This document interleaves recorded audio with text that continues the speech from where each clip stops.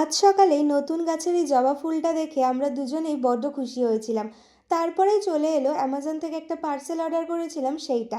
তাই ওপেনিং করেই এটা অ্যাসেম্বল করতে হতো, তাই ও অ্যাসেম্বল করে নিচ্ছিল।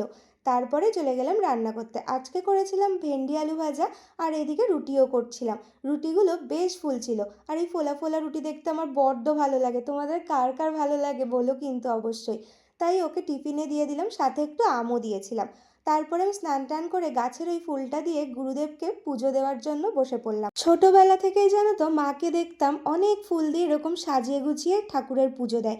তাই এখন আমিও মার কাছ থেকে শিখে দিই, হয়তো মার মতো অতটা পারি না, তবুও চেষ্টা করি। পুজো দিয়েই দুপুরে রান্নার জন্য জেপ্টো থেকে বেশ কিছু জিনিস অর্ডার করেছিলাম, সাথে একটু চিকেনও অর্ডার করেছিলাম।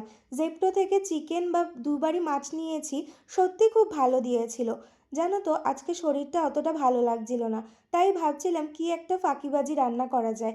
তাই ইউটিউব ঘাঁটতে ঘাঁটতে চোখে পড়লো এই মোরগ পোলাও রেসিপিটা। মোরগ পোলাওটা না বানালে হয়তো আজ বুঝতামই না এত কম সময়ে কম খাটনিতে এত দারুণ একটা রান্না হতে পারে।